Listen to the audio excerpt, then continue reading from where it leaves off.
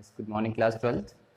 Now last topic आपने study किया था, that is force between two parallel current carrying wire और conductor, और वो जो फॉर्मूला आपने डिराइव किया था that is force per unit length mu naught I1 I2 upon 2 pi D. ये फॉर्मूला अगर हम कहें F12 force on 1 due to 2 तो L1 हो जाएगा, और ये कहें फोर्स ऑन 2 ड्यू टू 1 तो ये L2 हो जाएगा। Means this is the force per unit length. अब सीबीएसई में इसी फॉर्मूले के अकॉर्डिंग 1 एम्पियर को डिफाइन करने को आता है, और ये 5 ईयर में 2 बार आ चुका है डिफाइन 1 एम्पियर। तो फोर्स पर यूनिट लेंथ हमें ये गिवन है। अब करंट को 1 एम्पियर डिफाइन करना है, तो कैसे करेंगे? तो if D is equal to 1 meter, यानी if the wire is placed at unit separation and F by L is equal to हो जाए आपको म्यू नॉट अपॉन 2 पाई के इक्वल। म्यू नॉट अपॉन 2 पाई होता है 2 इंटू 10 की पावर माइनस 7, क्योंकि म्यू नॉट अपॉन 4 पाई की वैल्यू क्या होती है 10 की पावर माइनस 7 होती है। म्यू नॉट अपॉन 2 पाई क्या होगा 2 इंटू 10 की पावर माइनस 7। Force per unit length means Newton per metre. Means अगर सेपरेशन इतना है और ये फोर्स एक दूसरे पे इतना लगा रहे हैं, देन अगर दोनों करंट इक्वल है तो वो 1 एम्पियर की होगी। मीन्स हेंस डेफिनेशन क्या होगी? 1 ampere is the current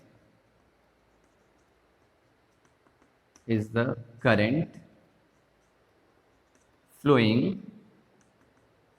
through wire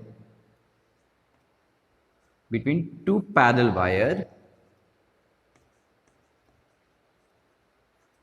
placed at unit separation and apply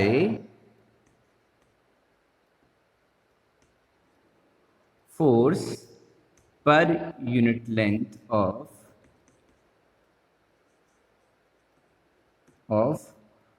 2 into 10 की पावर माइनस 7 newton per metre. That is the definition of 1 ampere. Hopefully आपको बहुत इजीली क्लियर होगा, क्योंकि फॉर्मूले से ही डिफाइन करना है। अब आ जाते हैं, इस पे भी न्यूमेरिकल भी बोर्ड में आया, और ये भी न्यूमेरिकल भी आपको मिल जाएंगे 10 ईयर में एटलीस्ट 3 to 4 टाइम्स आए हुए हैं। तो देखो एक न्यूमेरिकल आपको कराता हूँ, कैसे न्यूमेरिकल से आएंगे।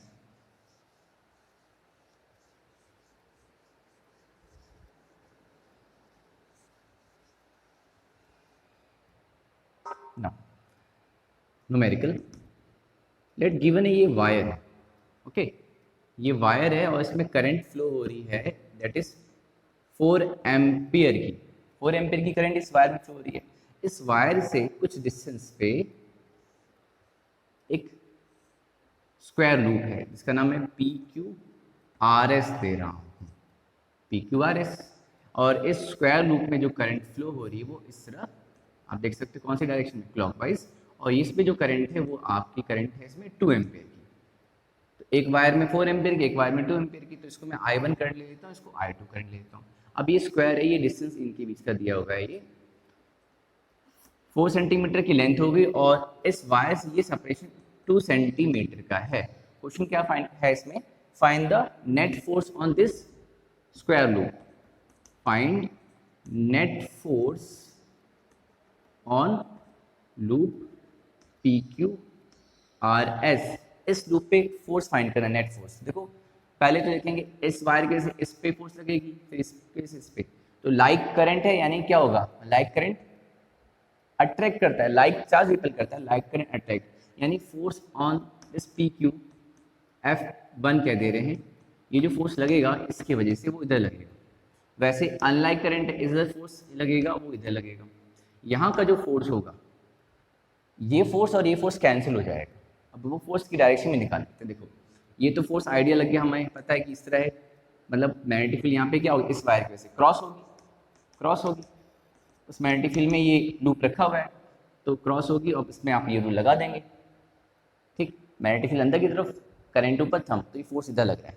अब इसकी बात करें तो इस पर फोर्स कहाँ लगेगा, मैग्नेटिक फील्ड अंदर की तरफ, करंट ऐसे, तो इस पर फोर्स ऊपर लगेगा, यानी इसको F2 कह देंगे। ये F1 हो गया, ये F2 हो गया, और F3 इस डायरेक्शन में लगेगा। और इस पे देखें करंट ऐसे नीचे की तरफ, ये फोर्स F4 लगेगा। तो इसका मतलब यहाँ पे देखेंगे तो F2 और F4 इक्वल है। ये आंसर क्या होगा यहाँ पे, here F2 and F4 equal and opposite, cancel हो जाएगा, cancel each other.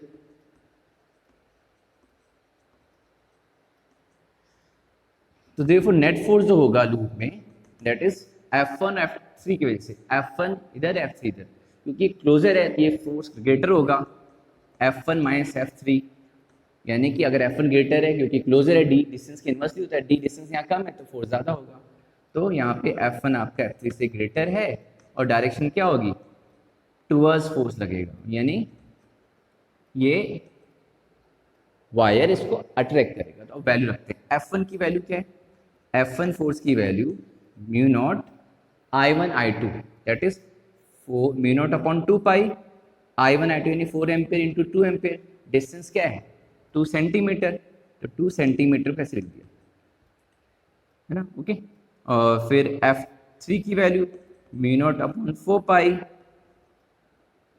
4 into 2, current same है 4 इंटू 2, 4 इंटू 2, ये 2 एम्पेयर करंट है, 4 इसकी है, अपॉन डिस्टेंस क्या है इसका 2 प्लस 4 6 सेंटीमीटर यानी 6, ये F3 आया ये F1 आया, तो नेट फोर्स क्या आ जाएगा, नेट फोर्स आ जाएगा, दोनों का डिफरेंस करेंगे तो देखो mu naught upon 4 pi common, 4 2 ज़ा 8 कॉमन, सॉरी 4 पाई लिखा, 2 पाई है, म्यू नॉट अपॉन 2 पाई दोनों कॉमन आएगा, और यहाँ हो जाएगा 1 अपॉन 10 की पावर minus 2 minus 1 upon 2 into 10 minus 2 into 6 into 10 की पावर माइनस 2, ये आया। अब इसको सिंप्लीफाई कर लो तो नेट फोर्स आ जाएगा म्यू नॉट अपॉन 2 पाई की वैल्यू क्या होगी 2 इंटू 10 की पावर माइनस 7 इंटू 8, इसको सॉल्व कर लेंगे तो 10 की पावर माइनस 2 इसमें भी कॉमन बाहर आ जाएगा, 1 अपॉन 2 माइनस 1 अपॉन 6 क्या होगा,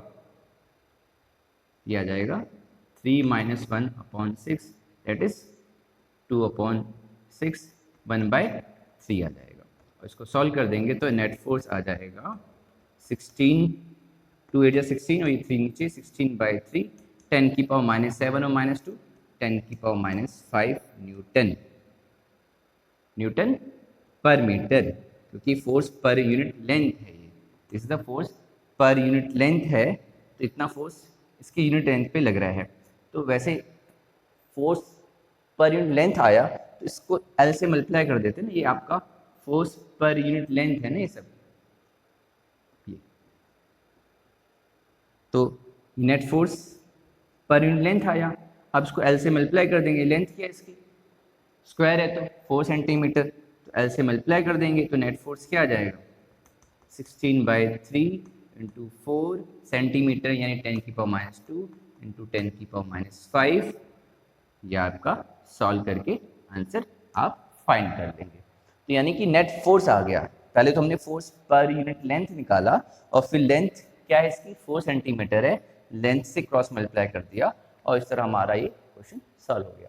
तो इस तरह न्यूमेरिकल आता है इस force between two parallel wire concept पे। तो आप इसके कुछ क्वेश्चन खुद प्रैक्टिस भी कर लेंगे, कोई डाउट होगा आप मुझसे क्वेरीज में पूछ सकते हैं।